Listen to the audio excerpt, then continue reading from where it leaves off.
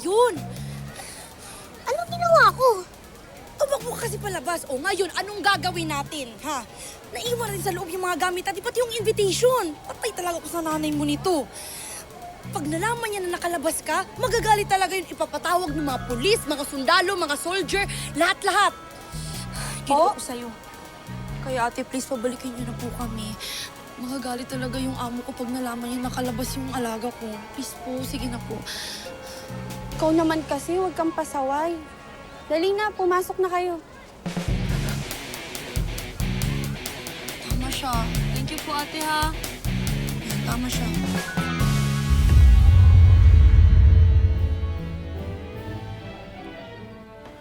Si Ibian tsaka si Tulad, anong ginagawa nila dito?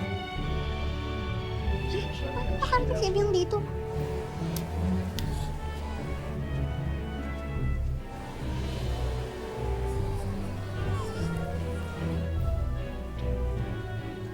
Maras nilang guluhin. Di pa sisilip yung tayo dito.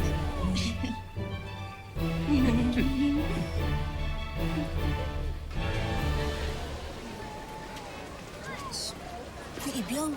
Wala sa usapan natin dito makikikain, ha? Dito na tayo, ate. Sayang naman. Tikman mo po. Super sarap. Sige na nga. Sarap diba? Torok mo! Ano ka pa?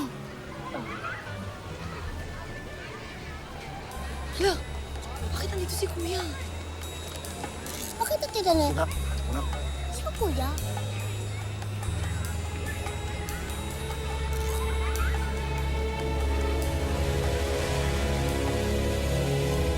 And for our final act, ito. Bolang to, gawin kong ibon. Ha?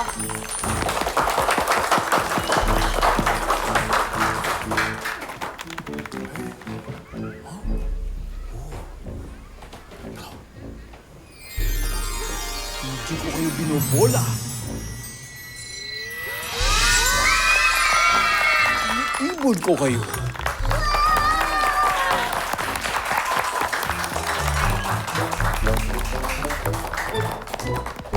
Miss, excuse me.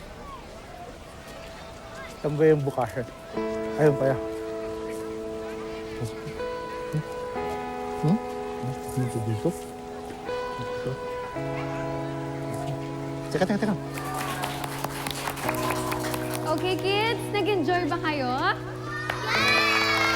All right, parents, pwede na po tayo kumuha ng foods and drinks sa likod. Thank you! Masyado na bang matagal o talagang kinalimutan niya na lang ako kaya hindi niya ako nakilala?